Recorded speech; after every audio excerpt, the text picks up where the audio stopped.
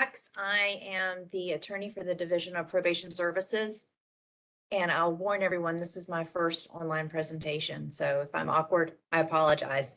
I've given this presentation a number of times to the circuit court judges, magistrates, family court judges. But again, this is my first time online. I just want to give you a little bit of my background. I have been the attorney for the Division of Probation Services for the last 2 years.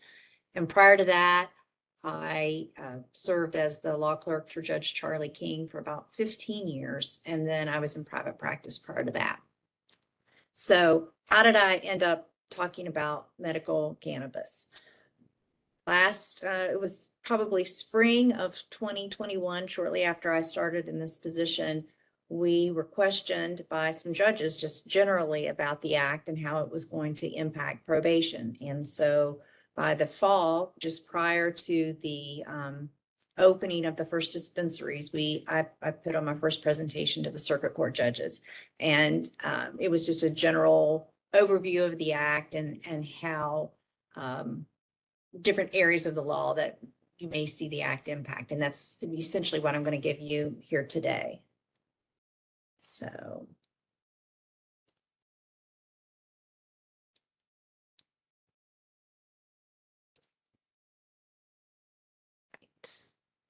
All right. You can find the act here at 16A. It's all contained within there. You don't have to jump around to different code sections to find mention of medical cannabis. It's all contained within this section. And like I said, when I first did this presentation, it was the fall of 2021, and there were 0 operational dispensaries. And this data is from is accurate as of the end of March of this year. And there are now 44 dispensaries. I think it's interesting. There's only 9 growers and 7 processors. And what I have found out from visiting a dispensary is a lot of these operations are vertically integrated. They grow it, they process it, and then they sell it. Okay, so what is a patient? Who is a patient in West Virginia? Patient can be a West Virginia resident with a serious medical condition, and I'll give you a list of those conditions shortly, and they have to meet all the requirements under the act, which is like fill out the application and provide the proper information. And minors can be patients. They have to have a caregiver, and that caregiver is usually a parent or legal guardian or someone designated by that parent or legal guardian. And in the event that no one is suitable, then the Bureau has the authority to appoint someone as well.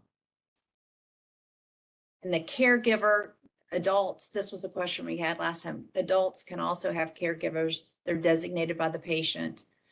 And the caregivers are people who can go to the dispensaries and obtain the medical cannabis, deliver it, and actually administer it. And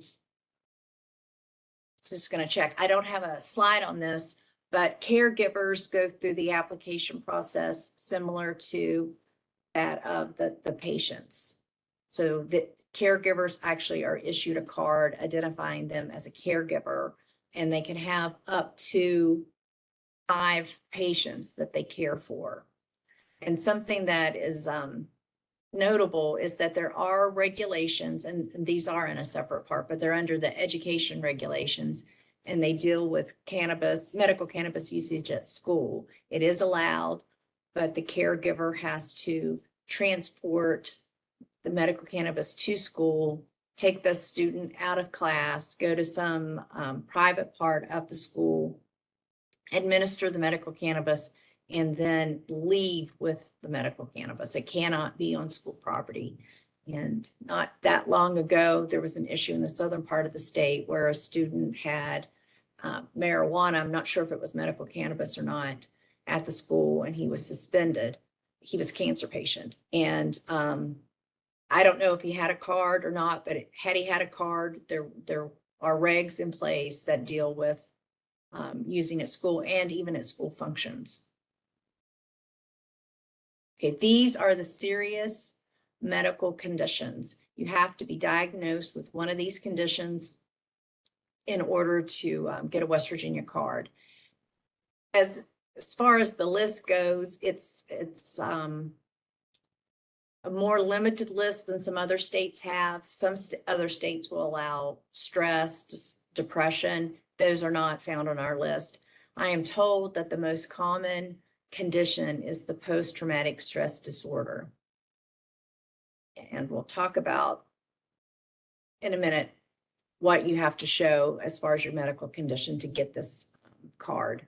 So the requirements of the application is you have to go and get a completed physician certification form. So you have to see a special physician, and he fills out this certification that you have one of these serious medical conditions. So then you get this form from the doctor, you complete your application, you provide this photo ID, you have proof of West Virginia residency. Now, the proof of West Virginia residency is not a requirement that's listed in the act.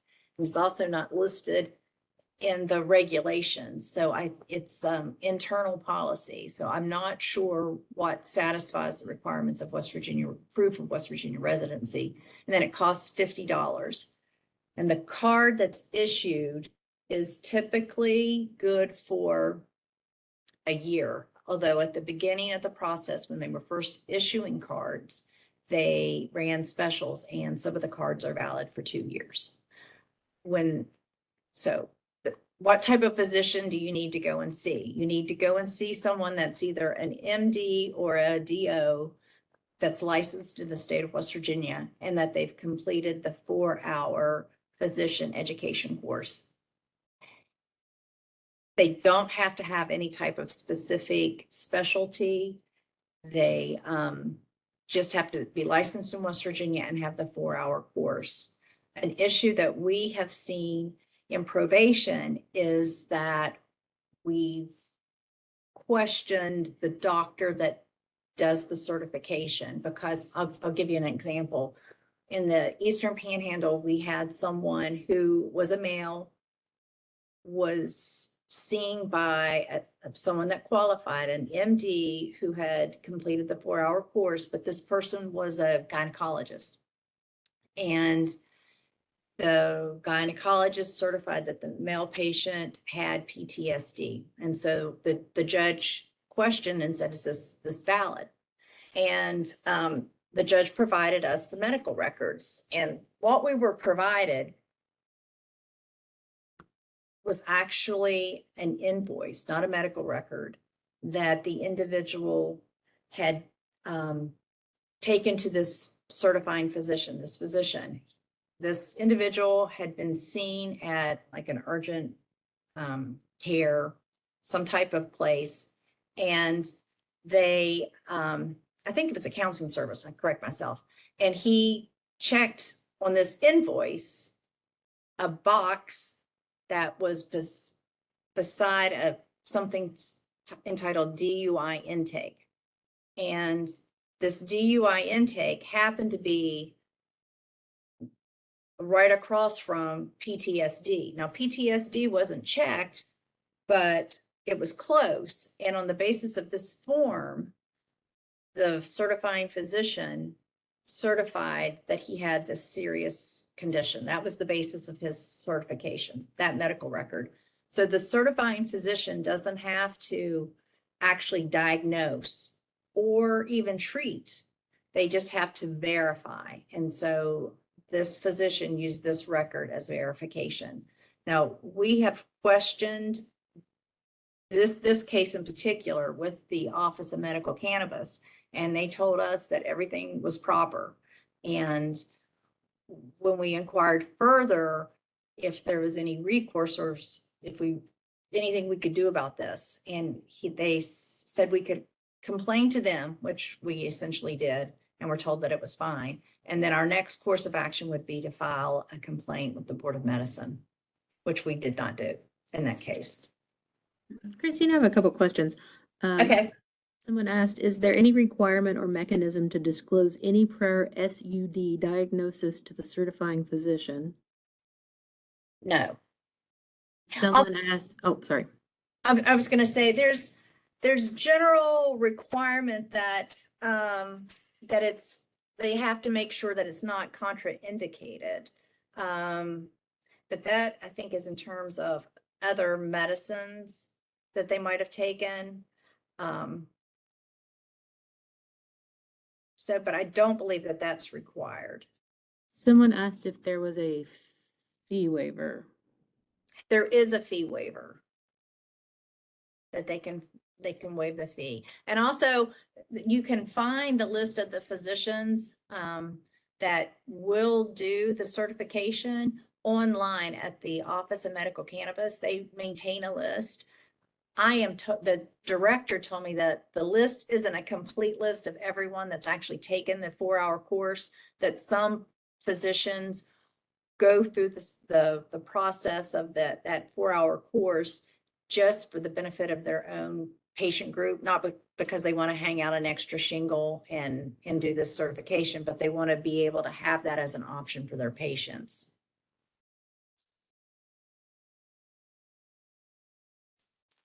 Do we have any more questions? I think I go through more of the questions that they ask further on in my presentation, but I'm going to make That was it.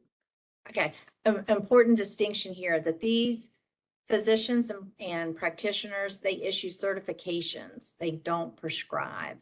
And that's important because you can only prescribe FDA approved medications, and medical cannabis is not an FDA approved medication.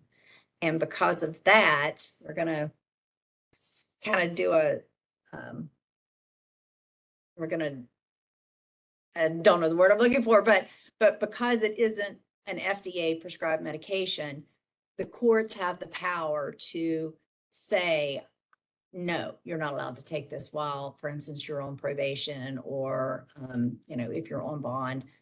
But if it was prescribed, if it was a prescribed FDA approved medication,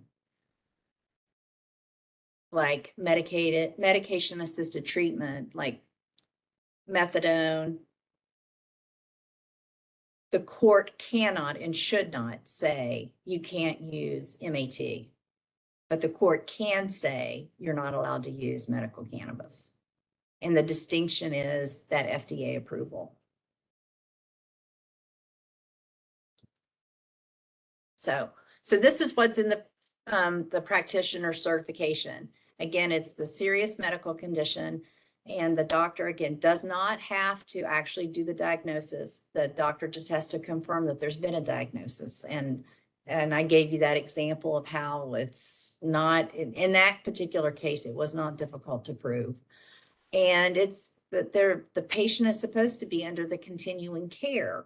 And when I question what is continuing care, do they actually have to treat that condition?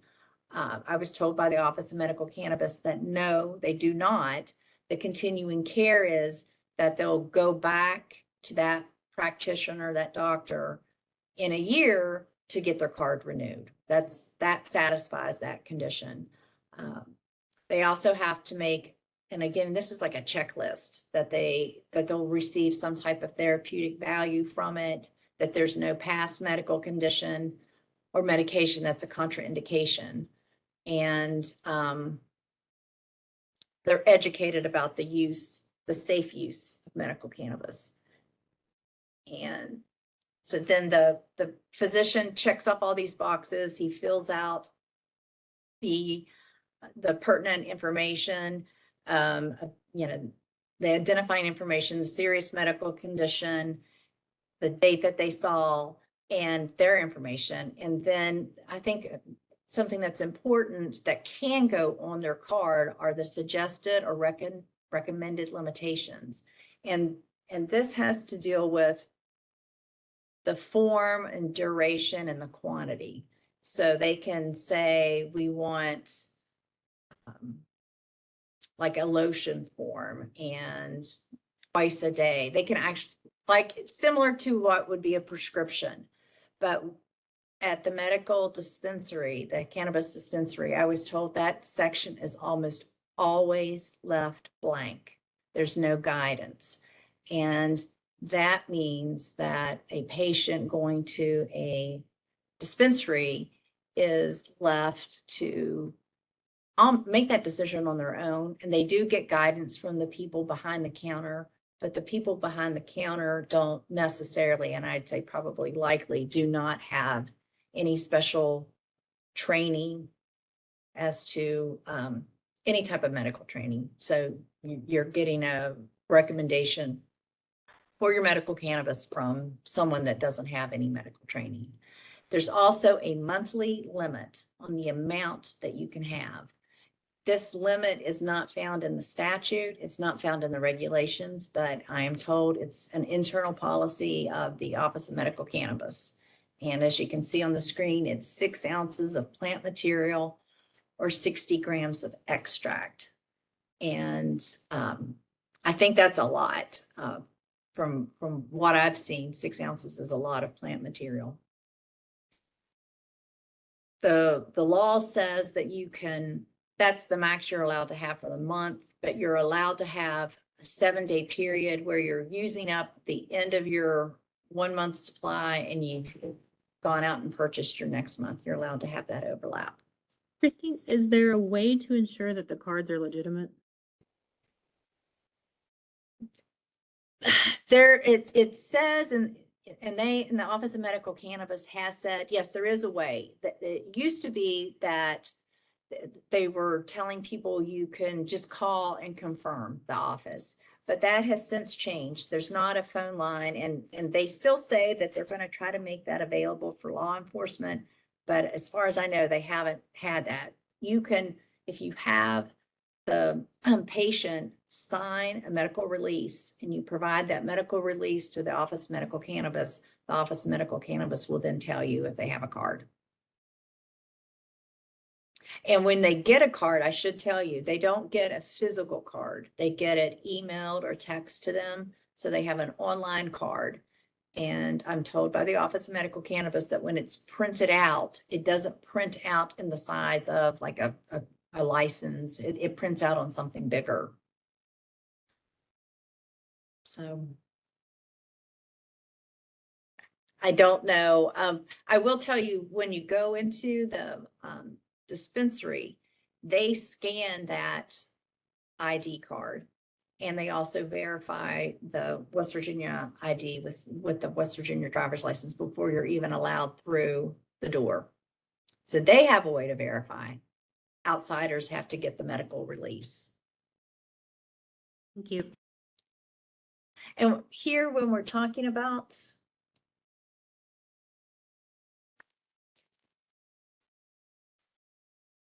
we'll go into the next screen. And these are the legal forms of medical cannabis in West Virginia. When a patient gets medical cannabis from the dispensary, it is in a package that contains information similar to what a regular prescription would have. It describes what form it is, how much, the strength, just in a label. They also get a printed receipt, and they are told that they should keep their medical cannabis in the original packaging. When I was talking to the magistrates, someone stated that the police are trained to look for that packaging when they have someone pulled over, that everyone's encouraged not to put it in something else or add to it. I mean, that's something in the probation world that we tell them to check the dates, to check the amounts, check what it says as far as what type of the form of the medical cannabis, to make sure it all matches up. Something that is important with this list is initially the code says that dry leaf isn't legal unless allowed by the regulations. And the regulations, just as of April 1, made that a legal form, although I think it was legal by internal policy because there was a 6 ounce limit of it prior to April 1. But what's important with the dry leaf plant form is that It can be vaporized or nebulized, but it cannot be smoked. So it's illegal to smoke medical cannabis in West Virginia. And there are no edibles. So there are no gummies, nothing sold in the edible form, but it is legal to take one of these other forms and turn it into something that is edible. And the example that I use is if you have it in pill form and you have someone who can't swallow a pill easily, that you could crush it up, put it in applesauce, and make that something easier to swallow.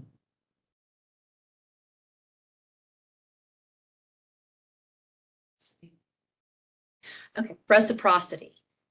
In West Virginia, there is no reciprocity. So someone with a card from out of state, and this is important in the border counties. So someone has an Ohio card and has legally purchased Ohio medical cannabis and they bring it into West Virginia, it's not legal. They shouldn't be able to use their West Virginia card to purchase medical cannabis anywhere other than West Virginia. The code makes provision that at some point they will make reciprocity, they could possibly make reciprocity for someone that's terminally ill. But as of right now, there is no reciprocity at all. So that means if I'm terminally ill and I'm using medical cannabis, I can't cross a state line with my legally purchased medical cannabis and visit somebody. That Ohio won't recognize that. So the legal use of medical, and I've got marijuana, but medical cannabis in West Virginia is with a West Virginia card, with a West Virginia grown product from a West Virginia dispensary. And I think it's interesting that it's a West Virginia grown product. When the dispensaries first opened, they did not have a lot of product. I guess the farms just weren't up and producing and there weren't that many, but they have started. And like I said earlier, a lot of the growing, the dispensaries, it's all fully integrated. The same people grow it, process it, and then dispense it. Okay, so going back to some of the specifics in the act. There are some offenses in the act, some crimes. So anyone who, a practitioner who certifies somebody who's not lawful to receive it, that's a felony. You can't knowingly sell it to someone who's not supposed to receive it. The patient and caregiver aren't supposed to have amounts in excess of what they're permitted. They can't knowingly, again, give it to someone who's not allowed to have it, and falsifying the cards is a misdemeanor. Adulteration of the medical cannabis is a felony, but yet you're allowed to take the medical cannabis and put it in an edible form. So I'm assuming adulteration means something other than doing that. The disclosure of the information is prohibited. So they keep that, like who has a card, that's confidential. And the Bureau has the ability to assess some civil penalties for violation of the act. And they can also suspend or revoke the registration of a practitioner. So there are some unlawful uses. Like I said, smoking is unlawful. Then incorporating it into an edible form. And I'm not sure because they allow that too. I'm assuming that it's maybe a dispensary, a processor putting it into an edible form. That's illegal because the next one below is growing it unless you're licensed to grow it, and then dispensing it unless you're licensed to dispense it. And then there's also this, because marijuana is illegal under West Virginia's Uniform Controlled Substances Act, there's a statement that the consumption of medical cannabis isn't going to be a violation of that act, and that where the Controlled Substances Act conflicts with the provisions of our Medical Cannabis Act. The Medical Cannabis Act is going to take precedence. Christine, someone asked, I have two questions actually. Okay. One is, how would you define adulteration of medical cannabis? It's not defined. So, I mean, that I usually start out this presentation with, I'm probably going to raise more questions for you than I am going to answer questions for you. So Then someone else I- may have been said, but who is the Bureau referred to? it is, well, the Office of Medical Cannabis, and with the shuffling at DHHR, I'm not sure what bureau they fall under, but it is a bureau within DHHR now with the shuffling.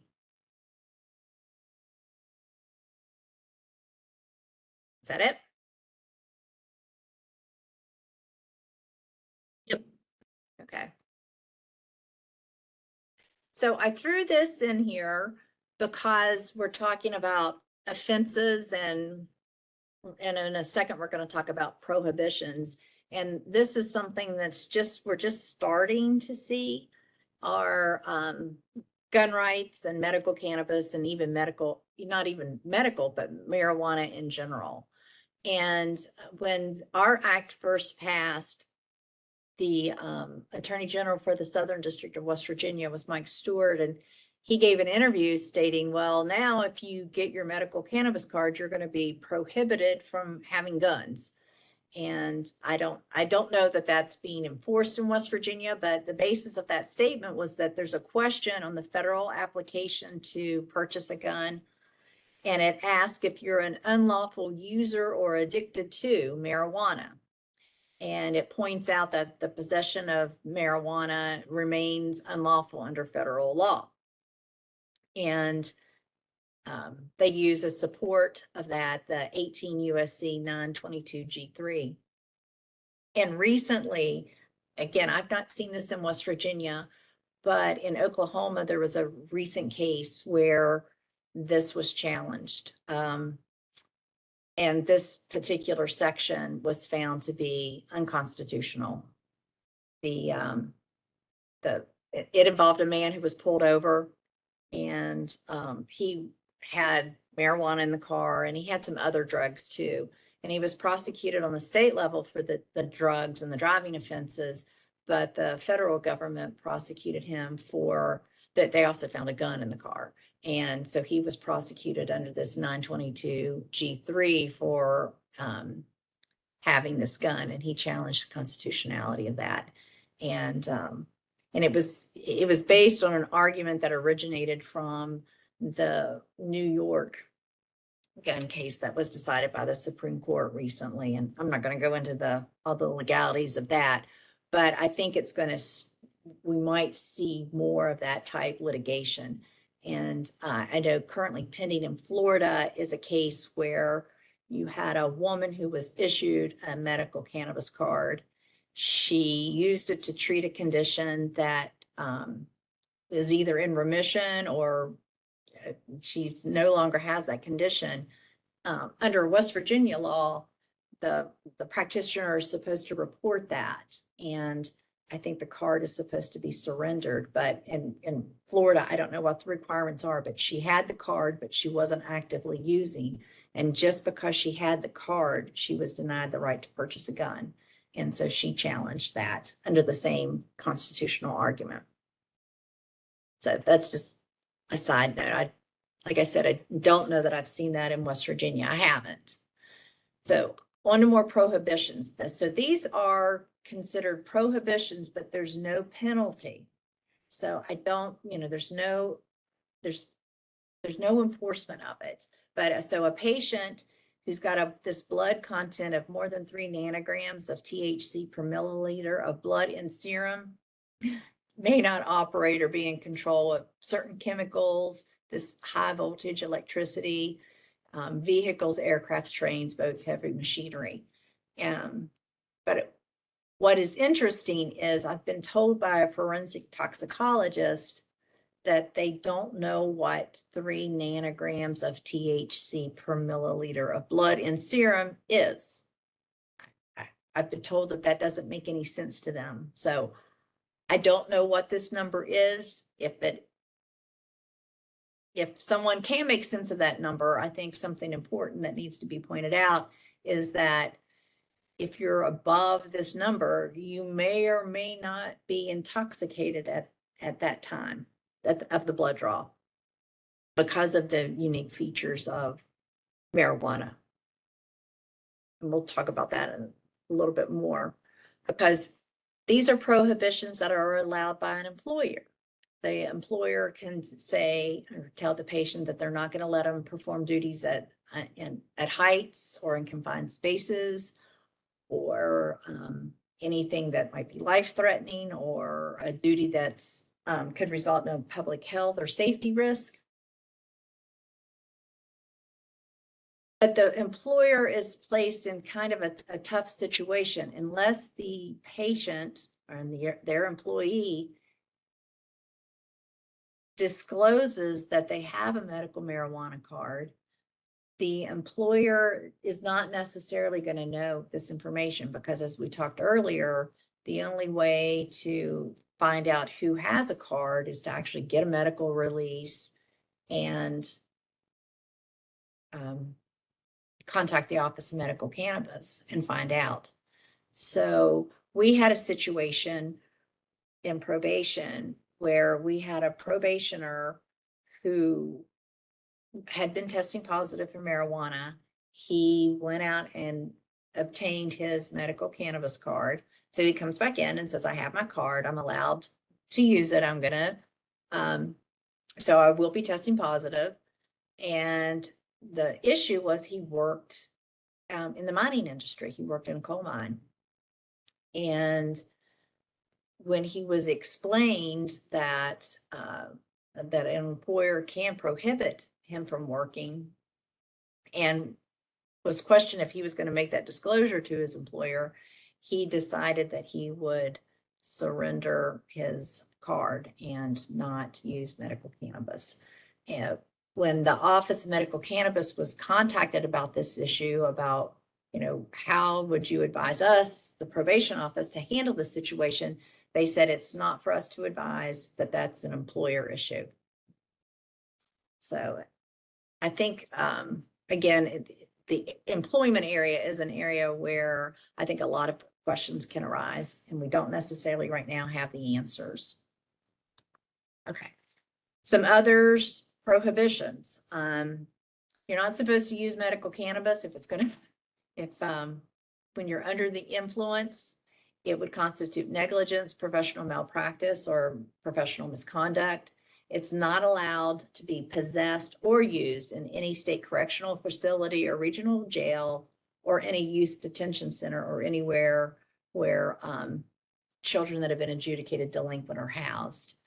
I think it's important to point out that a lot of these prohibitions deal with people being under the influence, and under the influence isn't defined anywhere. And someone could be undergo a drug screen and test positive for marijuana, and obviously have it in their system because they're positive for it, but not necessarily be under the influence of it or have any outward signs of intoxication because of the nature of the drug, and that marijuana stays in the system longer than the effects of the marijuana have on the person.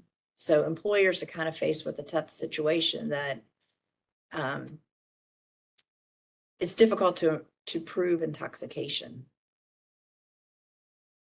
So these are protections for the patients in the employment arena. So the employer isn't supposed to be able to discharge, threaten with punishment, refuse to hire, or retaliate against an employee. And again, they give you the compensation terms and conditions of working or privileges. And I think a key word in our act is solely on the basis of the person's status as a person who's allowed to use medical cannabis. Some states don't have that word solely. And in fact, the only other state that I've seen with the word solely is Pennsylvania. So this is an example I use. My daughter had a friend whose fiance was going for a job interview. He was from Ohio, and medical marijuana was legal earlier than it was for us, but he had been a medical cannabis patient. But he was concerned in going for this new job about testing positive for it. So he quit what he determined to be a long enough time in advance of his physical and his interview that he felt like he would not test positive. And he asked my daughter, she's in law school, and so of course she's got all the answers, but he asked if he should disclose his prior usage of medical marijuana. And she told him yes. She said, honesty is best policy. You should disclose it, tell him that you've quit, and, go from there. But he was afraid that the disclosure, and I believe it inquired about, prior drug usage on the application, or would he test positive for anything when he undergoes the pre-employment drug screen. He did not disclose it. So he goes through the application process, doesn't disclose the medical cannabis usage, gets an offer for employment conditioned upon passing the drug test. Well, his drug test is not negative, it is positive for marijuana. And he goes back and he's like, then he explains, I was a prior user, I stopped, this is why it's positive. Well, they rescinded the offer of employment. And our statute says it can't solely be because this person's license, has the medical cannabis card, which he did have and he was using legally, but he didn't get it because he lied. He didn't disclose. He had the opportunity to, and he didn't. So it wasn't solely. So he lost the argument that it was because it's ours narrows the reason. If we didn't have solely, he could have argued, well, because I have this card, I didn't get this job, and legally used. I was legally using and didn't get this job. So these are protections for the employer, that the employer doesn't have to make accommodations for a specific place for using. The employer is allowed to discipline if an employee is under the influence in the workplace, or that their work performance falls below what their expectations. But again, it's under the influence, and what does that mean, and how do you show it? And then again, there's a thing that this is pretty broad, that the employer doesn't have to do anything that would put the employer in violation of federal law. Not really sure how, I mean, obviously in federal law, marijuana is still illegal. So another question mark. So this is probably the most important section of the act. It's the immunity that's given. They call it in all the different states, the immunity provisions. And it basically says that a patient that is properly and legally using their medical marijuana shall not be subject to arrest, prosecution, penalty in any manner, or denied any right or privilege. Again, we have solely for the lawful use of medical cannabis. A lot of other states do not have solely. Again, us in Pennsylvania, from what I can tell. And this is the provision that I really analyzed for the purposes of probation, because there's no mention of probation in the act. And I'm going to take you through the steps that we use to analyze for probation purposes, because I think it would be similar in a lot of other aspects of the law. So we were presented with the question, do we allow offenders to use medical cannabis while on probation?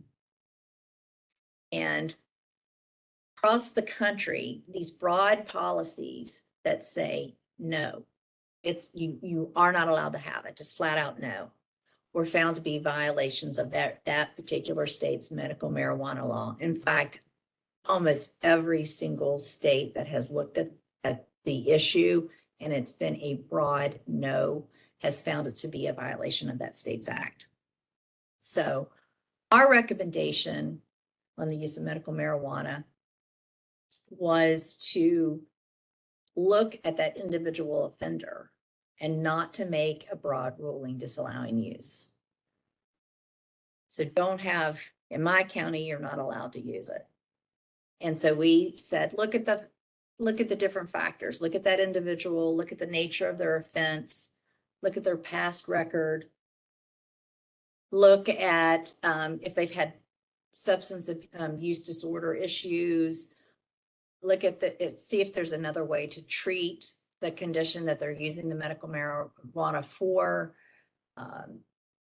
impact on community, just verify the card, just all these different factors. Look at the individual and tailor it and make it an individual decision. And I think some courts in West Virginia are doing that. And I think some courts in West Virginia have the broad out and out, no, you're not allowed to use it while you're on probation. And to my knowledge, that issue has not been challenged yet in West Virginia. But I think, so I spoke to the magistrates a couple of weeks ago, and housing evictions was a topic that would have come up in front of them. And just real quick, since the screen's up here, public housing, if you're an illegal user of a controlled substance, which is marijuana under a federal law, you're prohibited from entering federal public housing. But if you're already a tenant, they let the individual agencies that are overseeing that housing decide if eviction's required or not. But it's based on some really old, you see my reference to 2011 memo. But that is a situation too. Private owners, again, you're going to look at the terms of the lease. And child custody, it's not specifically mentioned in the act. But again, I think you look at the individual, and I've seen there are cases where you have marijuana users and the other parent is attempting to either gain complete custody or reduce the visitation of the parent that is using the medical cannabis marijuana. And they generally look at the individual and not a general no. I think that's it. Yeah, do we have any questions? This is my contact. Go ahead and open it up if anyone wants to unmute themselves. Let's see, hold on.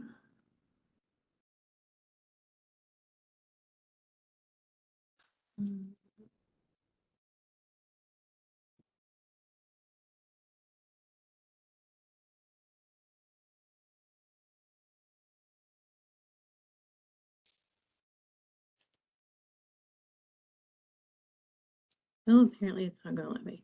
I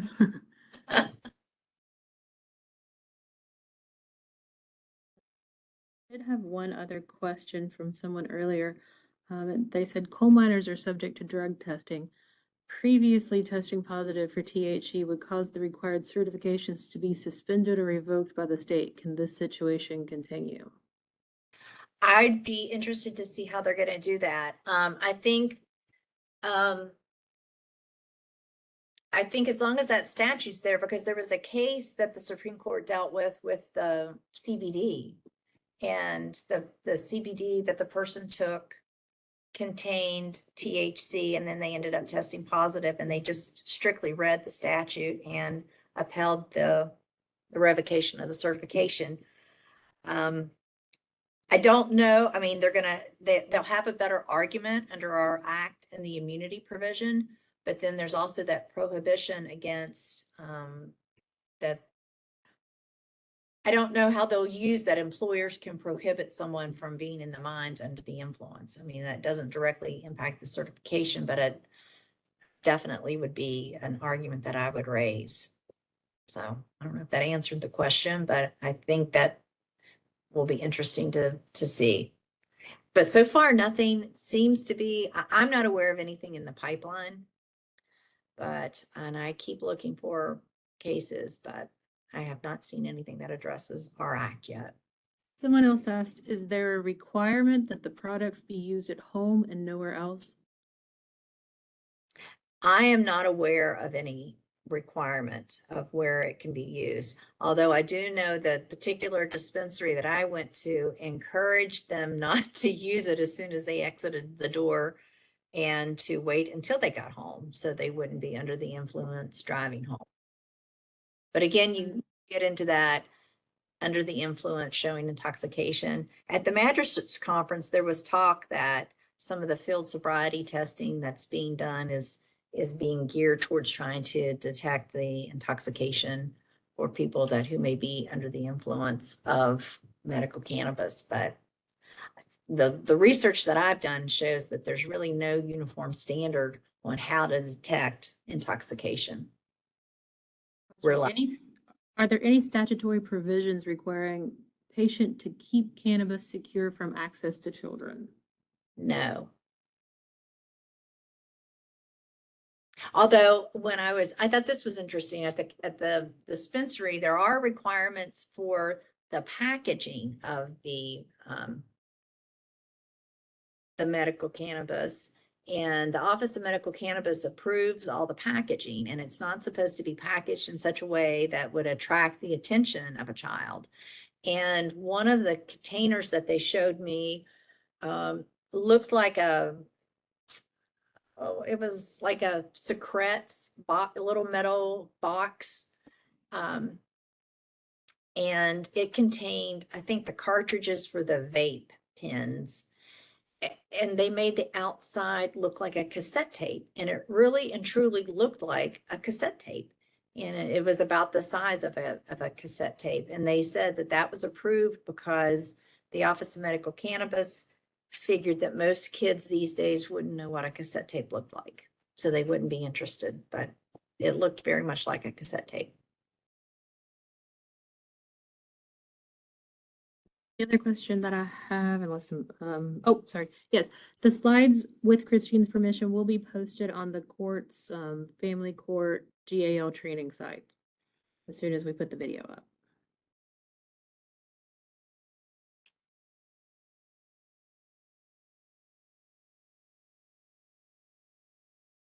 That seems to be the last question. Yep. Thank you, Christine. All right. Thank you.